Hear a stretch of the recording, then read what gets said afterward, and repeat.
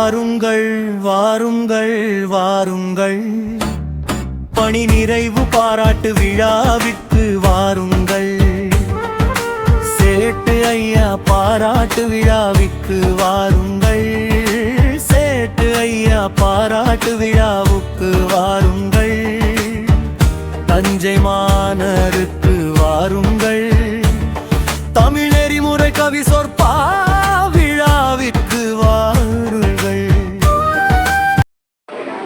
பணி நிறைவு பெறும் இந்த இருபெரும் நிகழ்ச்சியும் ஒன்றாக இணைந்து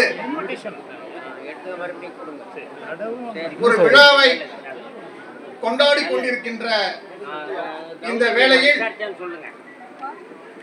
இங்கு கலந்து கொண்டு வந்திருக்கின்ற பெரியோர்களே, தாய்மார்களே, உறவினர்களே, உடன் பிறந்தவர்களே, உற்றார் நண்பர்களே, உங்கள் அத்தனை பேருக்கும் மதிய வணக்கத்தை உரித்தாக்கிக் கொள்கின்றேன்.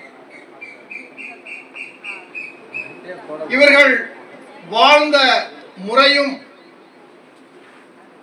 அவர்கள் பொறுப்பேற்ற தத்தம் துறைகளில் தன்னுடைய சேவைகளை முழுமையாக நிறைவு செய்து நமக்கெல்லாம் ஒரு நல்ல ஒரு செய்தியை சொல்லியிருக்கிறார்கள். தன்னுடைய பணி வேலைகளில் உடலையும் உள்ளத்தையும் மிக அழகாக வைத்துக் கொண்டு குடும்பத்தையும் தம் பணிகளிலும் மிக செம்மையாக செய்து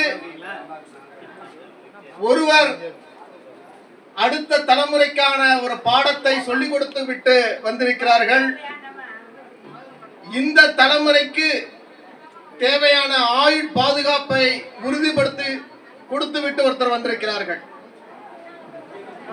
ஒன்று கல்வி, இன்னொன்று நமக்கான பாதுகாப்பு. இப்படி இருபெரு துறைகள் தத்தம் பணிகளை செய்தும் தன் பிள்ளைகளுக்கு நல்ல ஒரு கல்வியை போதித்தும்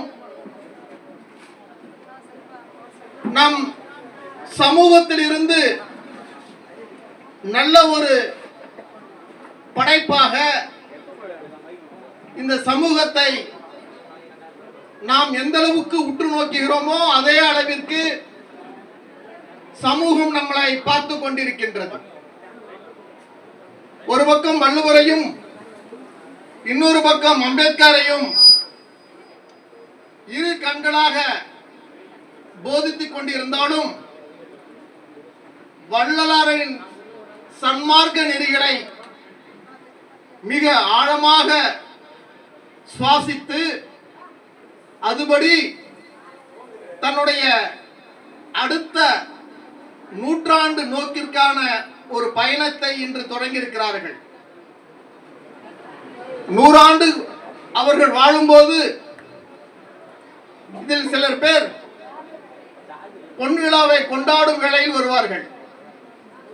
அதற்கு வள்ளலார் அவருடைய அருளை இன்று எப்படி நமக்கு வழங்கினாரோ அதே போன்ற ஒரு அருளை நமக்கு வழங்கி தருவார்கள். அப்படி அந்த விழாவில் அவருடைய பேர பிள்ளைகளுக்கான திருமண விழாவும் செய்திகளும் இப்ப எப்படி தன்னுடைய பிள்ளைகளுக்கான செய்திகளை சொன்னார்களோ அந்த விழாவில் தன்னுடைய பேர பிள்ளைகளுக்கான செய்திகளை உங்களுக்கெல்லாம் சொல்லுவார்கள். நாம் எல்லாம் கேட்க தயாராக இருப்போம். வள்ளலார் சொல்வார்கள், பசித்திரு, தனித்திரு, விழித்திரு. அவர்கள் ஒரு குக்கிராமத்தில் இருந்து எந்த பசிக்காக, ஒரு கல்வி பசிக்காக தன்னுடைய கல்வி பயணத்தை முழுமையாக செய்து அதன் மூலமாக அரசாங்க பணிகளில் ஒரு நேர்மையாக பணி செய்தவர்கள். அத்தகைய பசி அவர்களுக்கு இருந்தது. அந்த பசியின் வாயிலாகத்தான் அவர்கள் தனித்திருந்தார்கள். உலகம் மாறிக்கொண்டே இருந்தது, ஆட்சி முறை மாறிக்கொண்டே இருந்தது, அவர்கள் மட்டும் தனித்திருந்தார்கள். அப்படி தனித்திருக்கும் போதுதான் அவர்கள் பல்வேறு விழிப்புணர்வுகளையும் அவர்கள் பெற்றிருந்தார்கள். அப்படி இந்த வள்ளலாருடைய கொள்கையான பசித்திரு, தனித்திரு, விழித்திரு, இந்த 3 வார்த்தைகளில் இருக்க முதல் வார்த்தை பசித்திரு என்ற ப, தனித்திரு என்ற த, விழித்திரு என்ற வி. இந்த 3 முதல் சொல்லையும் எடுத்துக்கொண்டால் இந்த நூற்றாண்டு விழா காணுகின்ற நம்முடைய அப்பா அம்மாவிற்கு இந்த சொல் உகந்தது. முதல் சொல்லை எடுத்துக்கொண்டால் பதவி, இந்த பதவி என்ற சொல் இவர்களுக்கு வள்ளலாருடைய கொள்கைகளை மிக ஆழமாக நேசித்து வாழ்ந்து நமக்கு முன் அப்படி ஒரு நிகழ்வை காட்டி நமக்கு ஒரு பாதையை ஏற்படுத்தி கொடுத்திருக்கிறார்கள். ஆக வள்ளலாருடைய 3 கொள்கை முதல் சொல்லை நீங்க எடுத்துக்கொண்டால் பதவி என்ற சொல் உங்களுக்கு வரும். அந்த பதவி என்ற சொல் வரும் பொழுதே வள்ளலாருடைய அறநெறி கொள்கைகளும் எளிமையும் எல்லோருக்கும் ஒரு முன்னுதாரணமான ஒரு பாதையும் வழங்கக்கூடிய அளவில் நம்மளிடத்தில் இருக்கக்கூடியவர்கள் இன்றைய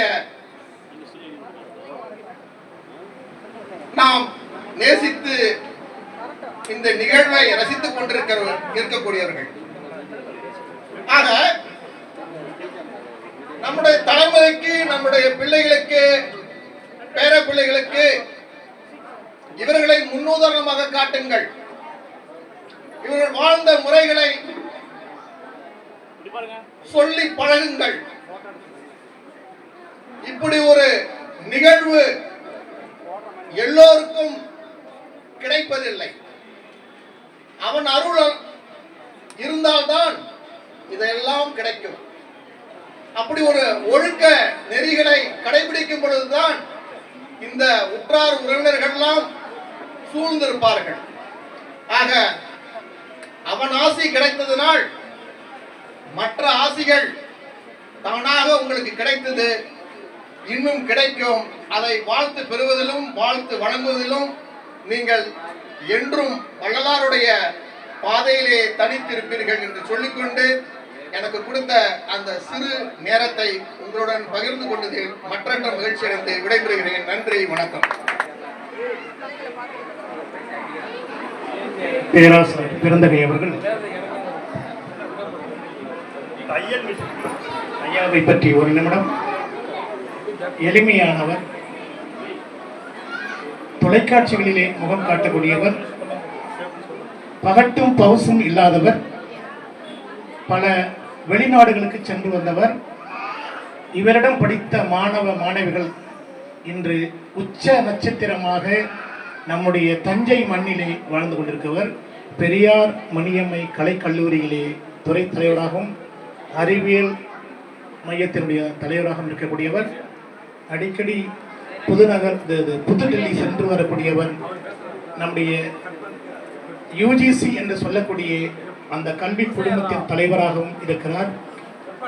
எளிய மனிதர், தந்தை பெரியாருடைய கோட்பாடுகளை உள்வாங்கியவர். இவரை ஐயா எனக்கு கிடைத்தது ஒரு வரம். ஒரு உலக சாதனை நிகழ்வு கடலூர் மாவட்டம் கல்வி திருவிழாவிலே எங்களுக்கு அறிமுகமானவர்.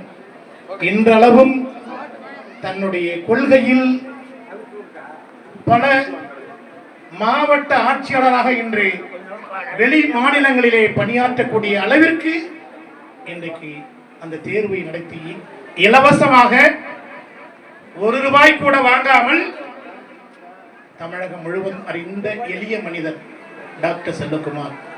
ஓல குடிசையிலே பிறந்தாலும் உன் குடிசை ஒழுகலாம், உன் குடிசை ஒழுகலாம், உன் கொள்கை ஒழுகக்கூடாது என்று இந்த பகுதியிலே, தஞ்சை மாவட்ட பகுதியிலே ஏழை எளிய மாணவ ஒரு கவுன்சிலிங், அந்த +2 கவுன்சிலிங் கொடுத்து வராங்க ஐயா. எதையுமே வெளியில காட்ட மாட்டாங்க.